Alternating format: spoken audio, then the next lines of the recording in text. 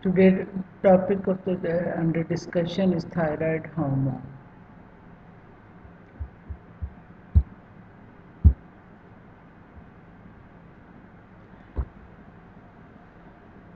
Hormones made from amino acid tyrosine. There are two hormones made from the tyrosine, that is the thyroid hormone and catecholamines. Thyroid hormone synthesis and secretion occurs in the thyroid gland. They have effect on virtually every organ system in the body, including those involved in the normal growth and development. There are two thyroid hormones, triiodothyronine and tetraiodothyronine or thyroxine. The structure of the T3 and T4 differ only on single atom of the iodine. The thyroid hormones T3 and T4 are unique. That, that iodine is an essential component of the both. Iodine is the scarce component of the soil. For that reason, there is little in the food.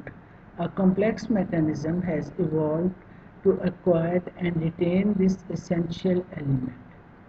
This mechanism converts it into a form suitable for incorporation into organic compound. At the same time, thyroid must synthesize thyroxine from the tyrosine. This synthesis takes place in the thyroglobulin.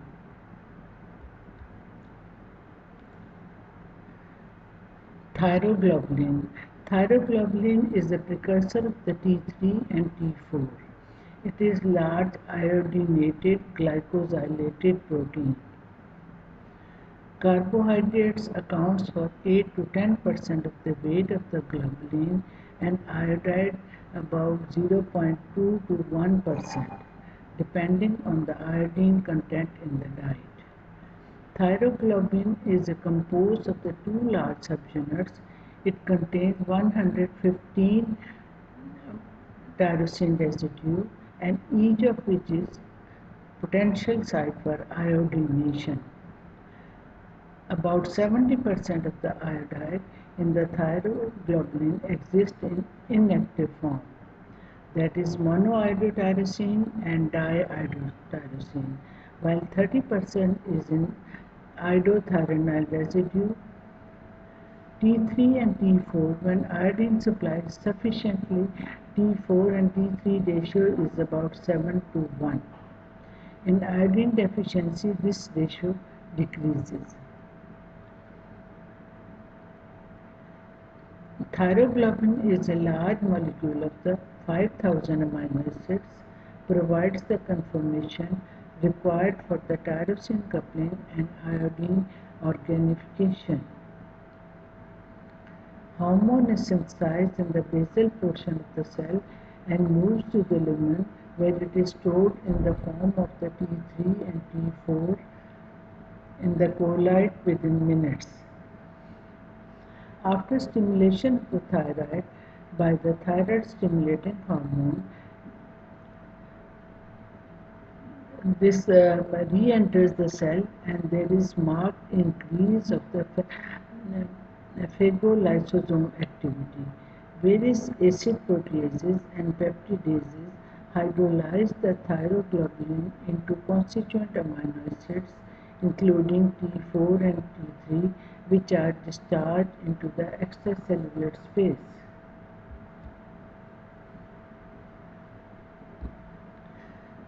Iodide trapping.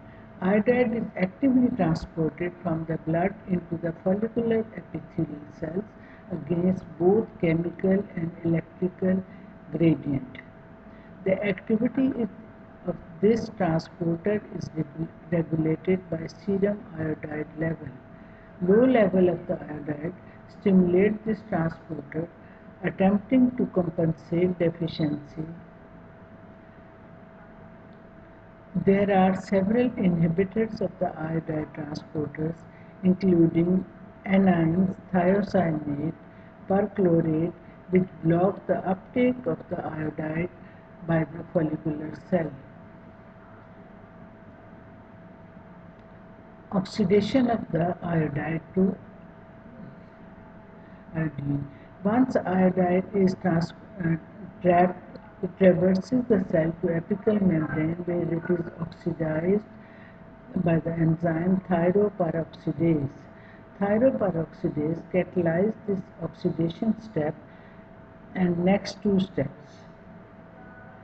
Thyroperoxidase is inhibited by the propylthiouracil. This propylthiouracil is used as an anti-thyroid drug, and the thyroid is the only substance that can oxidize iodide to high valency state, an obligatory step in iodide organification and thyroid hormone biosynthesis. This step involves a heme-containing peroxide and occurs at the lumen surface of the following cells. Peroxides a tetrameric protein with the molecular mass of the 60 kg required hydrogen peroxide as an oxidizing agent, and the hydrogen peroxide is produced by NADPH dependent enzyme resembling cytochrome C reductase.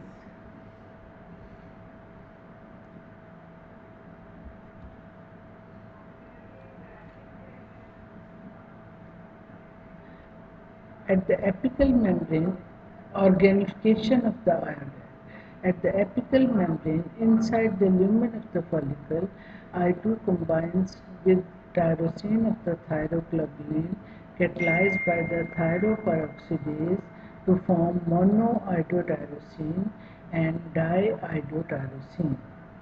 Monoiodotyrosine and diiodotyrosine remain attached to the thyroglobulin in the follicular lumen until thyroid gland is stimulated. Now, by the TSH coupling reaction, while still part of the thyroglobulin, two separate coupling occurs between monoiodotyrosine and diiodotyrosine catalyzed by the thyroperoxidase. In one reaction, two molecules of the diiodotyrosine combine to form the T4. In other reaction, one molecule of the diiodotyrosine combines with monoiodotyrosine to form T3. A portion of the monoiodotyrosine and diiodotyrosine does not couple and simply remain attached to the thyroglobulin. This iodinated thyroglobulin is stored in the follicular lumen as colloid until thyroid gland is stimulated to secrete its hormone by thyroid stimulating hormone.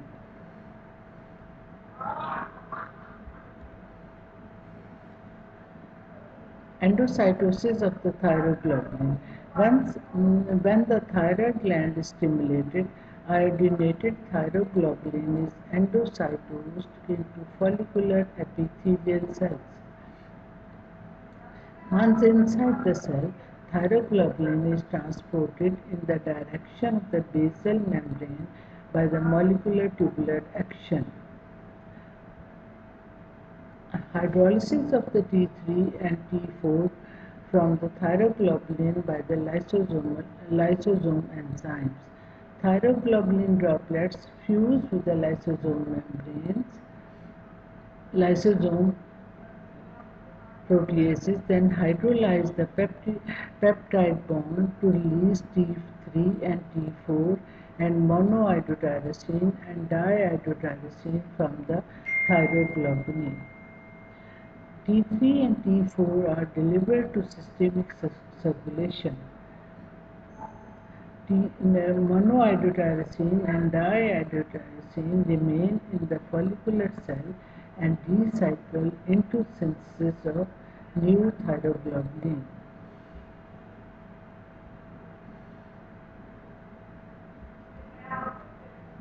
Deiodination of the monoiodotyrosine and diiodotyrosine occurs inside the cell by the deiodinase enzyme. This mechanism provides a substantial amount of the iodide used for the synthesis of the T3 and T4. Binding of the thyroid hormone in the circulation. Thyroid hormone circulates in the bloodstream, either bind to the plasma protein or free. Most of the T3 and T4 circulates bound to the thyroid binding globulin. Smaller amounts circulates bound to prealbumin and albumin. Still small amount circulates free unbound form. Since free thyroid hormone is physiologically active, major secretory product of the thyroid products of the thyroid gland is T4, which is not the most active. A peripheral deiodinase in the target tissue such as the pituitary, kidney and liver selectively removes the iodine from the position from the uh, 5s 5 position to make T3, which is more active molecule. In this sense, T4 can be thought of as pro-hormone, though it does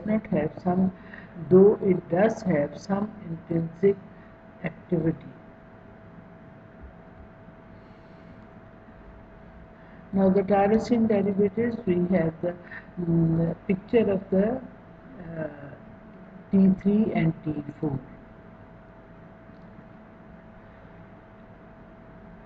In case of the T3, we have deficient of the iodine on the fifth carbon atoms of the phenylalanine.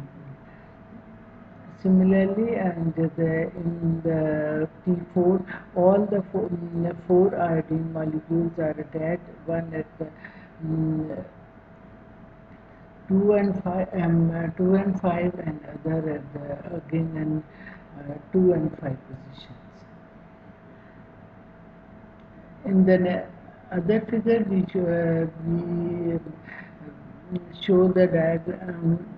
In this diagram, we represent the different portions of the thyroid hormone synthesis. That is, first is the iodide trapping. There is an enzyme known as iodide transporter, and this enzyme is activated by the sodium potassium ATPase system, and the iodide is transported inside the follicular cells. This iodide then undergoes oxidation, and this oxidation is carried out in the presence of the peroxidase, and this peroxidase enzyme requires the presence of the NADP and NADPH, and it utilizes the oxygen and hydrogen ions, and it works like the cytochrome C oxidase reductase, and the hydrogen peroxide is synthesized and which is utilized for the oxidation of the iodide into the iodine. Next is the thyroglobulin molecule. Thyroglobulin molecule gets iodinated. It contains about 115 tyrosine residues, and these residues are iodinated, and we synthesize the diiodotyrosine and monoiodotyrosine. And this reaction is again carried out in the presence of the peroxidase. This After the synthesis of the monoiodotyrosine and diiodotyrosine, there is coupling reaction. In this, we combine the two molecules of the diiodotyrosine and one molecule of the monoiodotyrosine and diiodotyrosine, and by this we can synthesize the T3 and T4. Once the thyroid hormone is stimulated by the thyroid stimulating hormone, which is released from the anterior pituitary. This thyroglobulin enters into the follicular cell. It is present in the form of the colloid in the thyroid molecule, thyroid gland, and this thyroglobulin enters into the cell, and it is activated by the different lysosomes, and these lysosomes first uh, combine with it thyroglobulin and convert into the secondary lysosomes, and this secondary lysosome releases different peptidases, and these peptidase acts on the thyroglobulin molecule, and it releases the monoiodotyrosine and diiodotyrosine, and along with the free hormone that is T3 and T4. This T3 and T4 comes into the extracellular space where it bonds with the thyroid binding globulin, or it may bond with the albumin or pre-albumin. The remaining portion of the monoiodotyrosine and diiodotyrosine, we have another enzyme known as deiodinase enzyme. Deiodinase enzyme removes the iodide from the monoiodotyrosine and diiodotyrosine, and this tyrosine is separated out, and iodine, which is scarce element, and it is again utilized for the synthesis of the other thyroid hormone.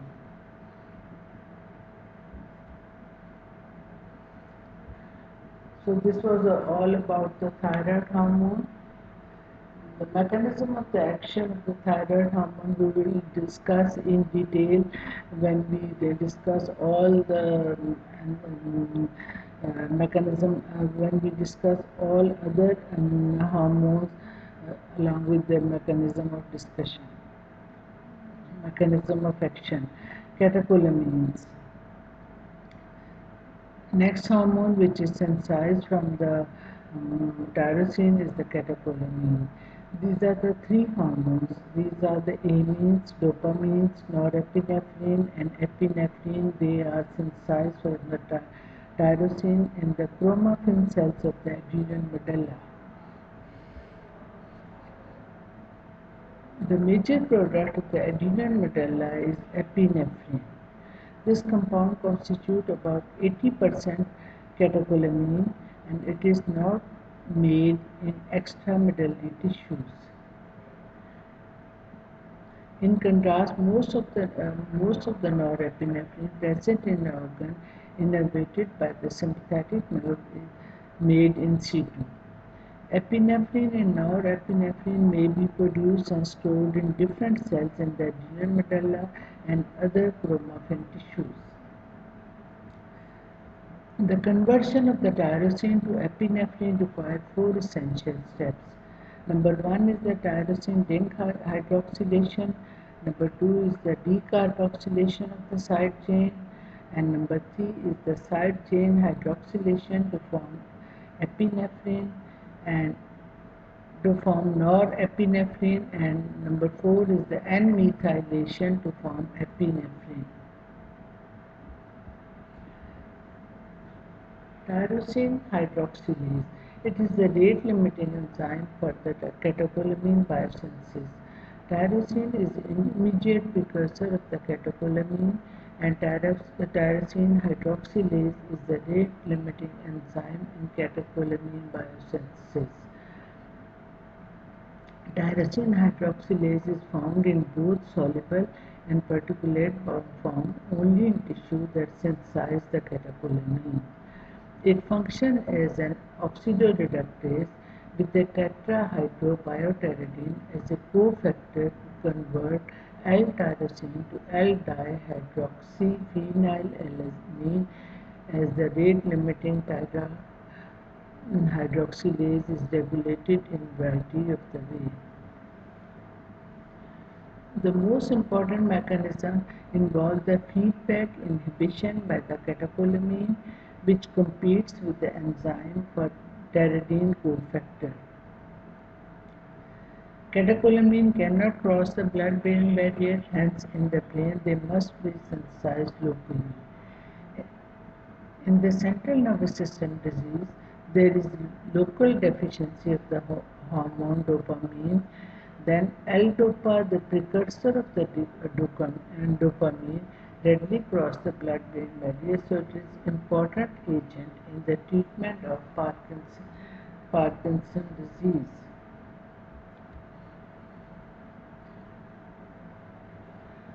Dopa-decarboxylase is present in all tissue. This soluble enzyme requires the pyridoxal phosphate for conversion of the L-dopa to 3,4-dihydroxyphenylethylamine, that is dopamine. Compounds that resemble the L-dopa, such as methyl-dopa, are competitive inhibitors of this reaction. Alpha-methyl-dopa is effective in treating some kind of the hypertension. Dopamine beta-hydroxylase. It catalyzes the conversion to dopamine of the norepinephrine. It catalyzes the conversion to dopamine to norepinephrine. Dopamine is a monooxygenase. Dopamine beta hydroxylase is a monooxygenase enzyme and uses ascorbate as an electron donor, copper at the active site, and fumarate as modulator. Dopamine beta hydroxylase is the particulate fraction of the medullary cells. Dopamine beta hydroxylase is in the particular fraction of the medullary cell, probably in the secreting granules. Thus, the conversion of the dopamine into the norepinephrine occurs in this organelle. Phenylethanolamine N-methyl transferase. It catalyzes the production of the epinephrine. Catalyzes the production of the epinephrine. Phenylethanolamine N-methyl transferase catalyzes the N-methylation of norepinephrine to form the epinephrine in the epinephrine forming cells of the adrenal medulla. Since phenylethanolamine is soluble, it is assumed that norepinephrine to epinephrine occurs in the cytoplasm. The synthesis of the phenylethanolamine is induced by the glucocorticoid hormone. They reach the adrenal medulla via the intra-adrenal portal system.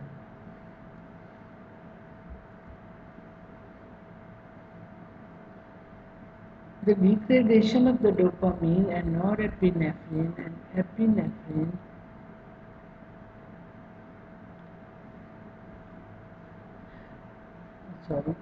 the specific neurotransmitter secretion depends on which portion or portion of the enzymatic pathway is present in particular type of the nerve or gland.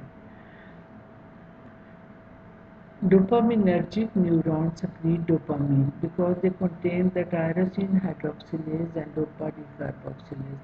Adrenergic neurons secrete norepinephrine because they contain the dopamine beta hydroxylase. But phenylethanolamine and methyl transferase is present in the adrenal medulla. It contains the complete enzymatic pathway, therefore it secretes the epinephrine.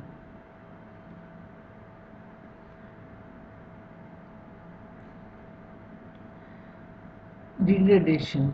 The degradation of the dopamine, norepinephrine, and epinephrine to inactive substances occurs via two enzymes, catechol O-methyl transferase and monoamine oxidase.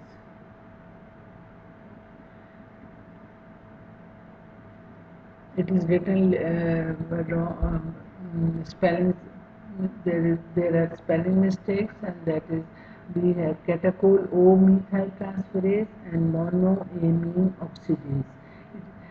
It is not catechol O-methyl transferase is not found in the nerve terminal, but it is distributed in other tissue. Monoamine oxidase is present in the presynaptic nerve terminal and catalyzes the oxidative deamination. Each of these biogenic amines can be degraded by the monoamine oxidase and catechol O-methyl transferase or by both. Thus, there are three possible derivative products from the each neurotransmitter, and typically these products are excreted in urine. The major metabolite of the norepinephrine is metanephrine, and the major metabolite of the epinephrine is metanephrine. The major metabolite of the norepinephrine is normetanephrine, and the major metabolite of the epinephrine is metanephrine. Both norepinephrine and epinephrine are degraded to 3-methyl 4-hydroxymandelic acid. This figure shows the synthesis of the epinephrine. This starts with the tyrosine, and the first enzyme is the tyrosine hydroxylase, and it requires a cofactor biotin. Tetrahydrobiotin is a cofactor, and this tyrosine is converted into the dihydroxyphenylethylamine, that is DOPA. This DOPA undergoes decarboxylation in the presence of the pyridoxal phosphate, and there is removal of the carbon dioxide, and we convert the DOPA into the dopamine. Next enzyme is the dopamine beta hydroxylase.